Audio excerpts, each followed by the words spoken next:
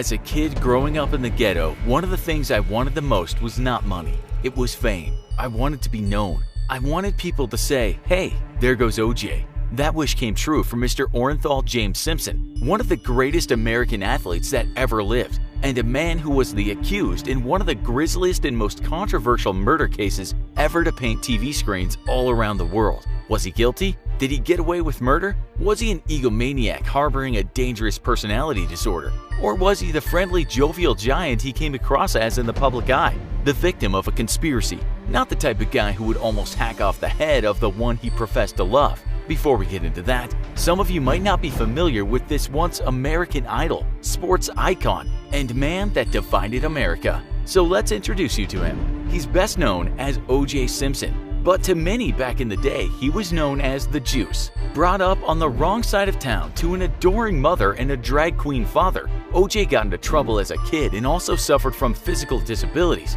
due to having had rickets. But what doesn't kill you makes you stronger, and this rather large boy started to focus his efforts on sports. This is a crime story, not a sports bio. So to cut a long story short, we can say that O.J. soon became an excellent American football player. So good, in fact, that he became one of the best college football players in history. His forte was running, dodging, crashing through, and gliding by players as if they were cardboard cutouts. He was destined for a very successful pro career. That got off to a rocky start, but then O.J. the Invincible became the first pro player to rush more than 2,000 yards in a season. The year was 1973, and O.J. was just 26. He was a sensation, and it can't be understated just how much he became a hero, not only to the African American community, but to all athletes and armchair aficionados of sports. Other players would breach 2,000 yards in the future, but only O.J. did it in a 14-game season. The others did it in 16 games. His stardom put his face on TV for more than just sports, with perhaps his liftoff to celebrity status being a Hertz car rental commercial featuring him running through an airport. The other cast of characters would smile and watch him run by, saying, "Go OJ!" He was the American dream come true, the black guy from the wrong side of the tracks, showing everyone that anyone could make it in America. Critics have since said he was used in a way to obfuscate the pervasive racism in America at the time, and his rags to riches tale was far from accessible to most poor black Americans. But others hailed his role model status as a veritable U.S. success story. O.J. soon became embedded in a predominantly white upper-class society. In interviews, some of his former friends have said this was problematic, that O.J. abandoned his roots, that he was merely a token black dude for people who cared little about him. O.J. said he never thought about color or race and just did what he did. He settled down and got married, and with his first wife had 3 children. One of those would die young from drowning. At the same time, O.J. was acting in Hollywood blockbusters. His dreams had come true. People really were saying, "Hey, there goes O.J."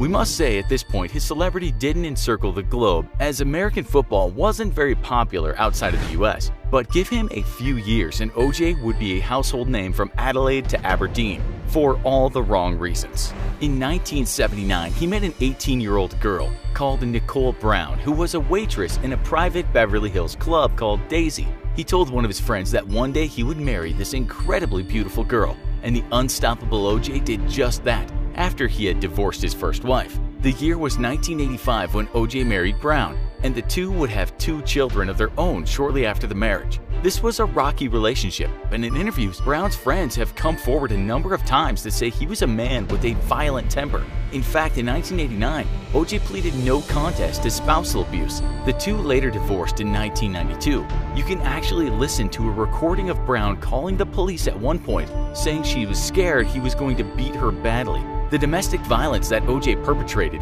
had not been denied, not even by most of his fans. But was the Juice capable of brutally murdering people? Let's now take you to the crime scene.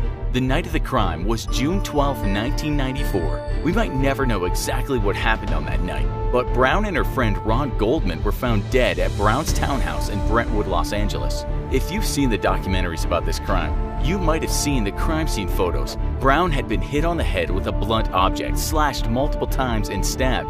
It was likely she was already dead when the murderer slit her throat so viciously, he or she almost decapitated her. Goldman, it seems, had struggled with the murderer for some time, but having run into a place surrounded by bars, he had no way out. He was slashed and stabbed multiple times too.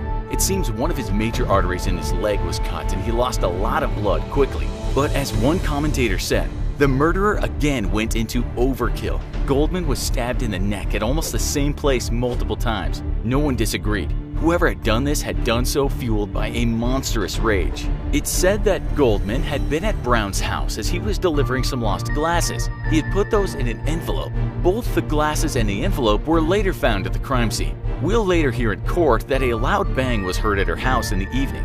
Simpson had never had a solid alibi, but has stated that he was home during the time of the murders, approximately 10:15 p.m., but we'll come back to that later. The first officers on the scene witnessed the carnage, noticing a bloody glove also just lying around. One detective, Mark Furman, then went around to OJ's house, fearing he might also be one of the victims, and if not, to tell OJ what happened at his former wife's house. OJ's house and Brown's place were only a matter of minutes away by car, and it's well known to police about OJ and Brown's marriage and divorce. At OJ's house, another bloody glove was found, and it matched the glove found at Brown's house. More blood was seen leading from Simpson's parked car. It was later discovered that the victim's blood was on both gloves, which gave police probable cause to arrest Simpson. The thing was, Simpson had flown to Chicago on the night of the murders. He'd also been taken to the airport by a Mr. Park in his limousine. It's thought that this happened sometime after the murders probably happened. Mr. Park would testify that when he was to pick Simpson up, his white Ford Bronco was not parked in the street. Simpson seemed to be out, and so he drove around waiting. Mr. Park would testify that it wasn't until 10:56 p.m. that he would see a large, strong-looking African-American man walk into Simpson's house. He went to the door and OJ finally appeared, saying he was sorry he was late. Off they went to the airport. So police are looking for Simpson, and they would get their chance to talk to him. After being told about the murder, Simpson flies back to LA. Police now have a search warrant for Simpson's house, and more blood is found. When OJ gets home, he's handcuffed and questioned for over 3 hours. The line of questioning has since been criticized. Cops go easy on him. A few days later, then he goes to the funeral of his ex-wife, and a day after that, he's charged with 2 counts of murder. He's asked to surrender, but he doesn't give himself up. Instead, what happens is one of the biggest media moments of the late 20th century, as Simpson is followed by helicopters and a stream of police cars down the highway. It's what's called a media circus. It has America and most of the world glued to their TV screens. It's reported that he has a gun and he might kill himself. People all over America believe this has been a setup. They shout, "Go OJ!" The cars following make it look more like a president's motorcade than a police chase. This will become one of the most iconic moments in news history. Massive crowds are waiting on highway bridges, standing in the streets, holding signs that read "Free OJ." They're chanting OJ, OJ, OJ. It's as if the juice is back on the field on one of his epic runs and the world doesn't want him to stop. His car finally arrives at his house. SWAT teams are out. People are running around. Helicopters overhead. It's chaos. OJ waits in his car. His gun is said to be close to his chin. If he steps out with the gun in his hand, he will most likely be shot. He doesn't want to do that and is talked out of the car. The negotiator years later will say that while in OJ's house, he noticed only pictures, paintings, photos of the star, none of anyone else, not even the family. And so to lure him out of the car, he appealed to OJ's ego, his greatness. It worked. People interviewed in the streets are saying it's a conspiracy, more oppression and human rights abuses by a police force known to be corrupt, sometimes racist, sometimes unnecessarily violent. The case of Rodney King still stings among the African American community, who for good reason have doubts about the ethics of the LAPD. The police are well aware of the tension and the destruction of the LA riots of '92. They move as if tenterhooks. Other men may have perhaps been treated with less trepidation. A court date is made. The prosecutors later said to the media, "I don't think I'd ever seen so much evidence in one case." It didn't look cut and dried, but to OJ's fans, something was rotten in the state of California. If anyone could find where that stink was coming from, it was the civil rights lawyer John Cochran. He was a hero to many people in the African American community. Already, some people had forgotten about the 2 hacked bodies and were concentrating their emotions on a race case. Cochran had done commendable work over the years and had fought for the downtrodden, and OJ had the money to hire him, as well as a bevy of other top lawyers. "Boy, I was set up," OJ would soon say, and his words echoed throughout black communities over the USA. Surveys showed that only 10% of African Americans in the US thought he was guilty. The final jury, many of them black Americans, were also later said to have been somewhat blinded or moved by the race issue. OJ even said to his lawyer, joking, "If this jury says I did it, maybe I did do it." It wasn't cheap though, the trial. It said OJ would make around $3 million just by signing items with autographs as he sat in jail. He was still adored by many regardless of what he might have done. It was the trial of the century, and within a trial was another kind of trial. That's because the policeman that found the glove at OJ's house would be found to have said some very racist things in the past. On top of that, it was also found with good evidence that he had bragged about police brutality. The case became as much about this bad cop as it did the murders. Yet again, another giant FAIL for the LAPD. "The glove must have been planted by him," shouted OJ fans. "It's just another case of police racism."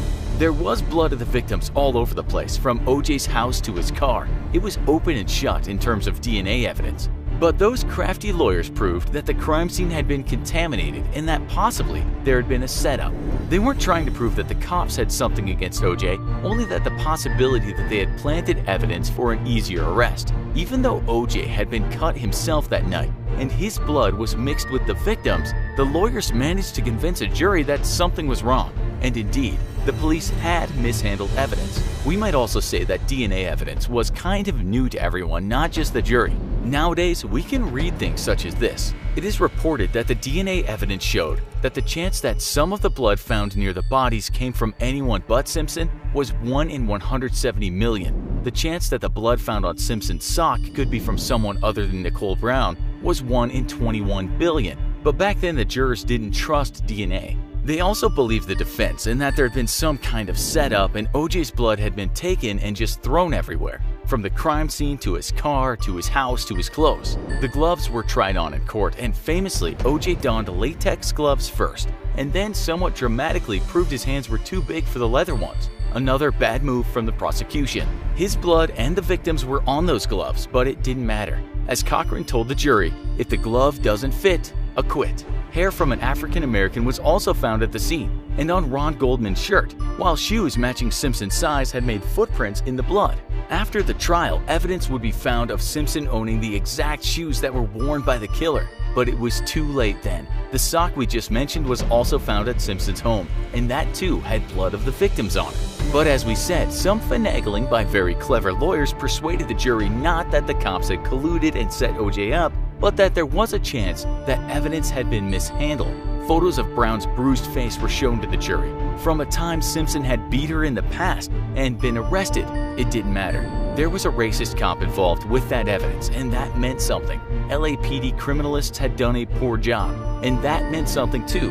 Cochran orated a summation fitting of a wartime speech, and even though it was completely over the top by many people's standards, it meant something as well. So even with so much evidence, the case of the prosecution was doomed. And as one of the former jurors said in a documentary interview, she was never going to find him guilty. This was payback for Rodney King. She said 90% of the other juries thought the same. Although in the same documentary, another former juror said she had no bones about King related to this case. But the prosecution had pretty much failed and let a guilty man go free.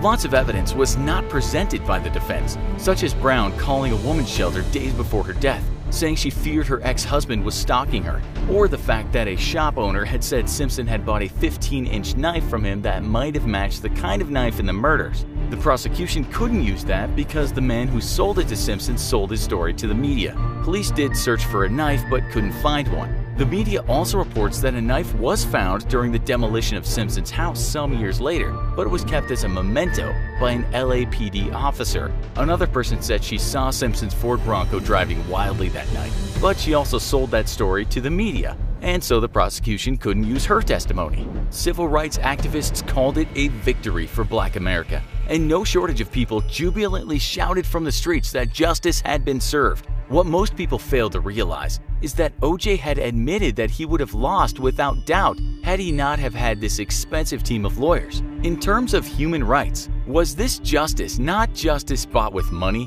Did the color of the money hold more sway than the color of the skin? No one seemed to ask. Black, white, or brown, if you're poor, you're having a harder time in court than if you're rich. Had justice really prevailed? It was hard to call it a victory. and in this case might have meant two people being slaughtered like cattle by a man who thought he was untouchable. Simpson did lose a civil case to Ron Goldman's family, and a jury found O.J. guilty of causing wrongful death. This meant that Simpson was ordered in total to pay both families of the deceased $33.5 million in compensatory and punitive damages. But how much they got was nothing close to that. They hounded Simpson for years, or at least the Goldmans did, but O.J. had a way of protecting what little money he had left. O.J. did end up going to prison after a few years of acting like a gangster and making music videos and some TV shows. He was apparently trying to get some of his memorabilia back, but a failed hotel heist in Las Vegas got him 9 years. He was released in 2017, and it said he now lives a quiet life as a retiree somewhere in Las Vegas. Apparently, he still loves golf, but we might imagine his juice glass these days is half empty. His former manager is now reportedly making a new documentary. He has stated that Simpson did the murders but did not act alone. There's also a very strange television interview that's come to light, in which Simpson gives a hypothetical version of events on the night of the murders. What's strange is that Simpson basically retraces the steps of himself that night and how he hypothetically commits the murders. He says this in a third person, such as he took the Bronco to her home with his friend, brought a knife, and put on a hat and gloves for dramatic effect. He even added, "It was horrible, it was absolutely horrible." Simpson then says Goldman tried some karate move with him and he asked him if he thought he could kick his backside.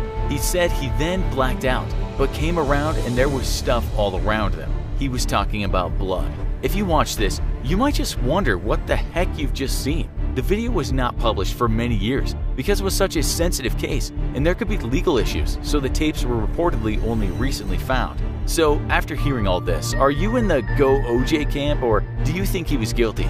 What do you think about him, the investigation, his diehard fans? Tell us in the comments. Also, be sure to check out our other video, America's Most Evil Serial Killer, Ted Bundy. Thanks for watching, and as always, don't forget to like, share, and subscribe. See you next time.